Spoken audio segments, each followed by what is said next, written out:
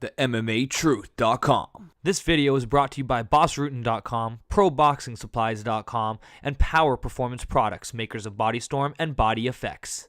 Spencer Lazara, MMAinterviews.tv alongside Brandon Hunt. Main event, retained your title here at King of the Cage over Kenny McKorkell. Talk us through the victory.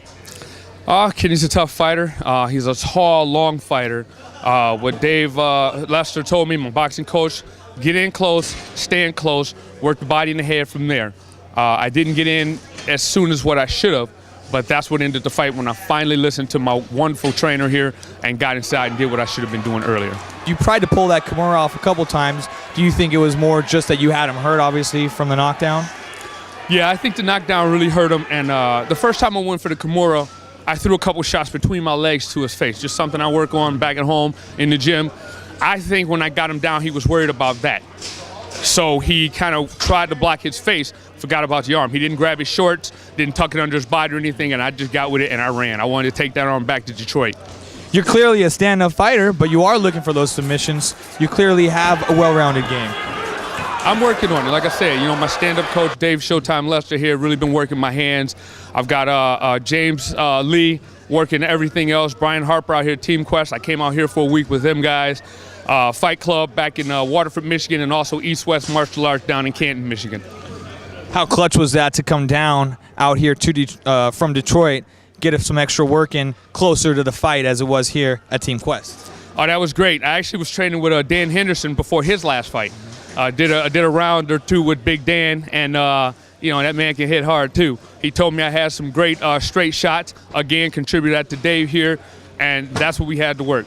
You know, sticking the arm out. I also have a long reach, but I just had to step in closer than what Kenny had to. What's harder, being a police officer, going in against the general public where you don't know where someone's coming from, or being in there in a cage in a controlled environment against one man? You know the answer to that. Definitely Detroit's finest is much harder because you don't have weight classes. You never know what's coming. So hats off to all my boys and girls in blue back in the D and anywhere else who wears a badge. So to have that support, you know, being a police officer, what kind of welcoming are you going to get home from the rest of the crew? I'll just be stuffed back in the scout car and sitting back on the streets. No, I'm kidding. They're looking forward to it. I'll be in the locker room texting everybody, and I should get a nice accolade back home because, like I said, I did it for them too. You know, a lot of those guys, they support me however they can, and it means a lot to me. So what's next for you? Is there anybody out there that you think deserves the next title shot? Anybody with a microphone? No. I let Terry and James discuss who I'm going to fight. I never call out anybody. There's way too many fighters out there to do that. You know, I'm sure a lot of them were fighting tonight. We had a couple middleweight fights, so I'll just wait and see what phone call Terry gives me, and me, Dave, and James will sit down and work it from there. Okay, appreciate the time. Congratulations. Spencer Lazara here with Brandon Hunt.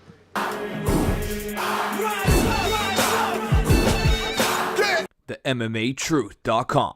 Godspeed and party on. This video is brought to you by BossRootin.com, ProBoxingSupplies.com, and Power Performance Products, makers of BodyStorm and Body Effects.